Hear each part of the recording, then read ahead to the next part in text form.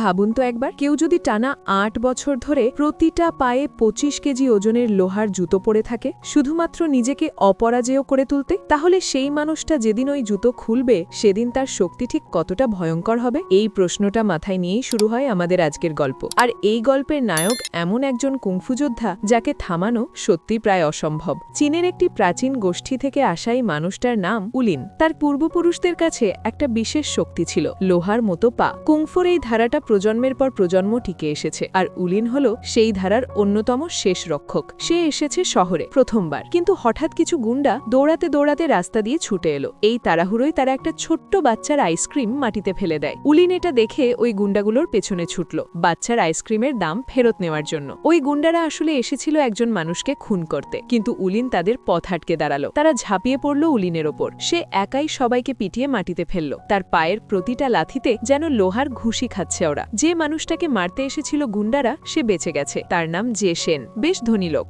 J Sen কৃতজ্ঞতায় উলিনকে পুরস্কার দিতে চাইল। উলিন নিল না, বরং সে সেই ছোট্ট বাচ্চার কাছে ফিরে গেল, নিজের পকেট থেকে টাকা দিয়ে তাকে নতুন একটা আইসক্রিম কিনে দিল। ঠিক তখনই চারদিক থেকে হঠাৎ কয়েকটা গাড়ি এসে উলিনকে ঘিরে ফেলল। গাড়ি থেকে বেরোলো এক পরিচিত মুখ, জিয়াংলি। সে উলিনকে দেখেই জড়িয়ে ধরল। এই জিয়াংলি কোনো সাধারণ মানুষ না, সেও একজন কুংফু যোদ্ধা। এখন শহরে বডিগার্ড কোম্পানি চালায়। ছোটবেলা থেকেই দুজন একই গুরুর কাছে কুংফু শিখেছে, একসাথে বড় হয়েছে। তারা শুধু বন্ধু না, ভাইয়ের মতো। তবে জিয়াংলি গ্রাম ছেড়ে শহরে চলে এসেছিল, কারণ একদিন ট্রেনিংয়ে তার কাছ থেকে একটা বড় ভুল হয়ে গিয়েছিল। গুরু রাগ করে তাকে তাড়িয়ে দিয়েছিলেন। শহরের চাকচিক্যে ডুবে জিয়াংলি আস্তে আস্তে গুরুর কথাগুলো ভুলে গেছে, নিজের মূল্যবোধ হারিয়ে ফেলেছে। আর এই সাক্ষাতে উলিন তার ভাইকে একটা খবর দিল, গুরু আর নেই। গুরুর অস্থি নিয়ে সে এসেছে। কান্নায় বুক ভেসে গেল তার। পরদিন দুই বন্ধু মিলে জিয়াংলির কোম্পানিতে গেল। সেখানে নিরাপত্তা পরীক্ষায় উলিনকে তার লোহার জুতো খুলতে বলা হলো, কিন্তু জিয়াংলি জানে ওই জুতোর পেছনের কাহিনী। তাই সে উলিনকে ভেতরে ঢুকতে দিল। সেখানে দেখা গেল যে সেনও উপস্থিত। তার মেয়ের জন্য একজন বডিগার্ড দরকার। জিয়াংলি তার দলের শক্তি দেখালো, কিন্তু যে সেনের চোখ আটকে গেছে উলিনের ওপর। সে উলিনকেই চাইছে। উলিন রাজি হতে চায়নি, কিন্তু গুরুর একটা শিক্ষা তার মনে আছে, দুর্বলের রক্ষার জন্য নিজের সব কিছু বিসর্জন দাও। সেই কথা মনে পড়ে উলিন রাজি হয়ে গেল। পরদিন সকালে উলিনের সাথে পরিচয় হলো যে সেনের মেয়ে ফেই ফেইয়ের। মেয়েটা মোটেও শান্তশিষ্ট না, বরং বেশ দুরন্ত। প্রথম দেখায় সে উলিনকে চোর ভেবে ভয়ে তোয়ালে ফেলে দিল। তারপর যখন জানল উলিন তার বডিগার্ড, তখন পয়সা দিয়ে তাকে বিদায় করতে চাইল, কিন্তু উলিন তার নিজের নীতিতে অটল। ফেই ফেই নকল পিস্তল দিয়ে ভয় দেখালো। উলিন একটিও কাঁপল না। তারপর উলিন সারাক্ষণ ফেই ফেইয়ের পেছনে পেছনে ঘুরছে, এটাই তার কাজ। হঠাৎ ফেই ফেই দেখল কিছু বখাটে একটা মেয়েকে উত্ত্যক্ত করছে। সে সরাসরি দিয়ে ওদের লিডারকে চর মেরে দিল। তারপর বলল যে উলিন নাকি তাকে ওই চর মারতে পাঠিয়েছে। গুন্ডারা তখন উলিনকে ধরতে ছুটল। উলিন তখন হাসি মুখে বলল, আরে এই মেয়েকে আমি চিনিই না। গুন্ডারা আবার ফেই ফেইয়ের পেছনে লাগলো। উলিন মজা দেখতে দেখতে একটু পরে এগিয়ে এলো আর ওই বখাটেদের তাড়িয়ে দিল। রাতে ঘুমের মধ্যে উলিন একটা দুঃস্বপ্ন দেখল। স্বপ্নে তার বাবা তাকে একটা পাহাড় থেকে ফেলে দিচ্ছে, কিন্তু এটা কোনো কল্পনা না, এটা সত্যিই ঘটেছিল। উলিনের নিজের বাবা তাকে মেরে ফেলতে চেয়েছিল, কিন্তু কেন সেটা উলিন জানে না। শুধু মনে আছে বাবার বলা একটা কথা, সাফল্যের জন্য কুরবানি দিতে হয়। আর এদিকে গল্পে আরেকটা ভয়ঙ্কর চরিত্রের আবির্ভাব হলো, মিস্টার ফু, একজন শীর্ষ গ্যাংস্টার, যে একসময় জে সেনের মালিক ছিল, কিন্তু এখন সে জে সেনকেই খুন করতে চায়, কারণ জে সেনের কাছে ফুয়ের সব অপকর্মের প্রমাণ আছে। এমন সময় একজন জ্যোতিষী এসে বলল যে ফুয়ের মৃত্যু নাকি কাছেই আসছে। এটা শুনে ফু রাগে অন্ধ হয়ে সেই লোককেই গুলি করে মেরে দিল। পরদিন উলিন আর ফেই ফেই একটা হোটেলে গেল। ফেই ফেই খাচ্ছে আর উলিন পাশে দাঁড়িয়ে চারদিক নজর রাখছে। হঠাৎ উলিনের চোখ আটকে গেল একজন ওয়েট্রেসের ওপর। সে তাকে ধরে ফেলল, বলল এই মেয়ে ফেই ফেইকে মারতে পারে। ফেই ফেই রাগে লাল হয়ে গেল। সে ভাবল উলিন বাড়াবাড়ি করছে। সে সরাসরি বাথরুমের দিকে যেতে ধরল, কিন্তু উলিন ফেই ফেইকে জোর করে বের করে আনলো। বাড়ি ফেরার পথে দুজনের মধ্যে আবার ঝগড়া লেগে গেল। এই ঝগড়া দেখে রাস্তার কিছু মানুষ ভাবল উলিন একটা মেয়েকে জোর করে নিয়ে যাচ্ছে। তারা এগিয়ে এলো ফেই ফেইকে বাঁচাতে। ফেই ফেই এই সুযোগ লুফে নিল। সে দৌড়ে পালালো, কিন্তু তখনই সেই একই ওয়েট্রেস ফেই ফেইকে কিডন্যাপ করে। উলিনের সন্দেহ একদম ঠিক ছিল। উলিন দেরি না করে গাড়ির পিছু নিল। তারপর একটা ব্রিজ থেকে লাফ দিয়ে সরাসরি সেই চলন্ত গাড়ির ছাদে পড়ল, কিন্তু গাড়ির ছাদে ব্যালেন্স রাখা সম্ভব হলো না। সে পড়ে গেল, কিন্তু উলিন থামার পাত্র না। শেষমেশ সে ফেই ফেইকে উদ্ধার করে নিয়ে এলো। আর ফেই ফেই তখন বুঝল হোটেলে উলিন যা বলেছিল সেটা বাড়াবাড়ি ছিল না, সে সত্যি তাকে জেনে বুঝে রক্ষা করে। ফেই ফেইয়ের মনের মধ্যে উলিনের জন্য একটু সম্মান জন্মালো। এদিকে জিয়াংলি এখন মিস্টার ফু এর হয়ে কাজ করছে। ফু তাকে নির্দেশ দিয়েছে যে কোনো মূল্যে জে সেনকে শেষ করতে হবে, আর ফেই ফেইকে ব্যবহার করে তাকে ফাঁদে ফেলতে হবে। জিয়াংলি জানে এটা ঠিক না, কিন্তু সে এখন ফুয়ের খাঁচায় বন্দী। একদিন জিয়াংলি আর উলিন আবার মুখোমুখি হলো, তবে এবার বন্ধুত্বের আলোচনায় না, সরাসরি দ্বন্দ্বে। জিয়াংলি বলল সে উলিনের ওপর রাগ পুষে রেখেছে চলছে অনেক দিন ধরে, কারণ গুরু তাকে নয়, উলিনকে ওই বিশেষ লোহার জুতো দিয়েছিলেন। গুরুর মনে সবসময় ছিল উলিনই হবে সত্যিকারের কুংফু যোদ্ধা। এই কথাটা জিয়াংলির বুকে কাঁটার মতো বিধে আছে। সে চাইছে একটা সরাসরি লড়াই, প্রমাণ হোক কে বেশি শক্তিশালী। দুজনের মধ্যে শুরু হলো প্রচণ্ড মারামারি। দুজনেই প্রায় সমকক্ষ, কেউ কাউকে সহজে হারাতে পারছে না। কিন্তু জিয়াংলির একটা বিশেষ কৌশল আছে। সেই বিশেষ ঘুষিটা উলিনের বুকে লাগলো। উলিন সরাসরি দেয়ালে গিয়ে আছড়ে পড়ল। জিয়াংলি দাঁড়িয়ে রইল, তারপর ঠান্ডা গলায় বলল, এখন থেকে তারা আর ভাই নয়। এই কথা বলেই সে চলে গেল। উলিন বুঝল ফেইফেইয়ের জীবন এখন আরো বড় বিপদে। জিয়াংলি এবার আর আটকাবে না। উলিন ফেইফেইকে নিয়ে একটা গোপন বাড়িতে চলে গেল। সেখানে কয়েকদিন ধরে দুজনে একসাথে কুংফু প্র্যাকটিস করল। এই সময়টাতে ফেইফেই উলিনকে একটু একটু করে বুঝতে শুরু করলো, আর উলিন তাকে জানালো তার ওই জুতোর রহস্য। প্রতিটা জুতো 25 কিলো, মোট 50 কিলো বাড়তি ওজন নিয়ে সে 8 বছর ধরে লড়াই করেছে। শুধু একটাই লক্ষ্য, নিজেকে মহা শক্তিশালী করে তোলা। সে বলল, যেদিন এই জুতো খুলবে সেদিন তার পায়ের শক্তি হবে অকল্পনীয়। কারণ 50 কিলো ভার সরে গেলে তার শরীর হবে পাখির মতো হালকা, আর পায়ের আঘাত হবে ঝড়ের মতো ভয়ঙ্কর। ওদিকে জিয়াংলির লোকেরা কোনোভাবে ওই গোপন বাড়ির খোঁজ পেয়ে গেল। জিয়াংলি জানে তার সাধারণ গুন্ডারা উলিনের সামনে 1 সেকেন্ডও টিকবে না। তাই সে এবার তাদের হাতে দিল ভারী শেকল আর হাতকড়া, যেন উলিনকে বাঁধতে পারে। রাতের অন্ধকারে তারা আক্রমণ করল। উলিন আর ফেইফেই কোনো মতে পালিয়ে জঙ্গলে ঢুকে পড়ল। উলিন সেখানেও একের পর এক গুন্ডাকে মোকাবিলা করতে লাগল। কিন্তু এই ফাঁকে দুজন গুন্ডা ফেইফেইকে তুলে নিয়ে দৌড় দিল। উলিন পেছন ছুটল, কিন্তু পথে ভুল করে শেকলের উপর পা পড়ে গেল। শেকল আটকে গেল তার লোহার জুতোর সাথে। এখন তার পায়ে শুধু জুতোর ওজন না, শেকল।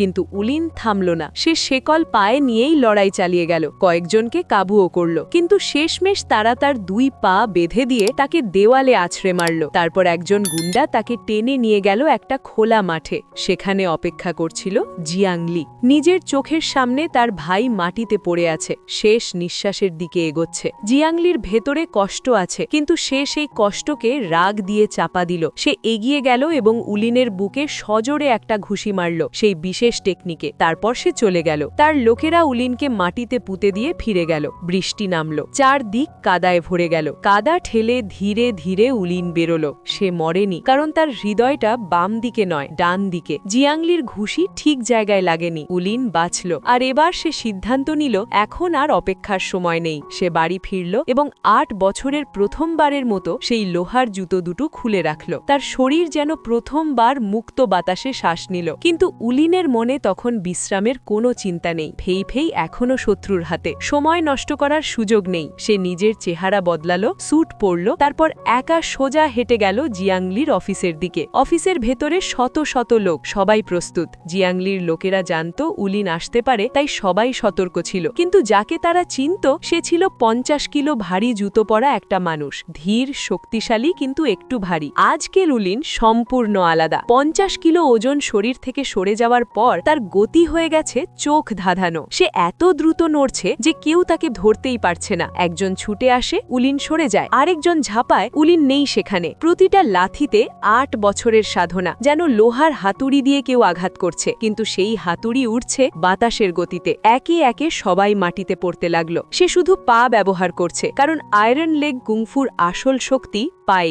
ঘরে আছে মিস্টার ফু, জিয়াংলি, ফেইফেই আর জেশেন। ফু উলিনকে দেখে একটু অবাক হলো, তারপর হাসল। তারপর বলল, তুই কি মৃত্যুকে ভয় পাস না? উলিন শান্ত গলায় জবাব দিল, সাফল্যের জন্য কুরবানি দিতে হয়। এই কথাটা শুনে ফুর মুখের হাসি মিলিয়ে গেল, কারণ এই বাক্যটা সে নিজেই বলেছিল তার ছেলেকে পাহাড় থেকে ফেলে দেওয়ার আগে। আসলে এই ভয়ঙ্কর গ্যাংস্টার উলিনের নিজের বাবা। কয়েক বছরের কথা, ফু আর জেশেন একসাথে কাজ করত। কিন্তু একদিন ফু বিশ্বাসঘাতকতা করল, ধোঁকা দিয়ে জেশেনকে পুলিশের হাতে তুলে দিল। জেশেনের স্ত্রী সেই ধাক্কা সামলাতে পারেননি, মারা গেলেন। আর জেশেন একদিন বদলা নেওয়ার জন্য সেই থেকে ফুর বিরুদ্ধে প্রমাণ জমা করতে শুরু করল। ফু তার ছেলেকে ভালোবাসত, কিন্তু একদিন সে দেখল ছোট্ট উলিন শুধু চোখের দৃষ্টিতে একটা বন্য জানোয়ারকে ভয় পাইয়ে তাড়িয়ে দিল। এই দৃশ্য দেখে ফু একটু চিন্তিত হল। তারপর সে গেল এক জ্যোতিষীর কাছে। জ্যোতিষী বলল, তোমার ছেলেই হবে তোমার মৃত্যুর কারণ। ফু সেই ভবিষ্যৎবাণী বিশ্বাস করল আর নিজের ছেলেকে মেরে ফেলার চেষ্টা করল।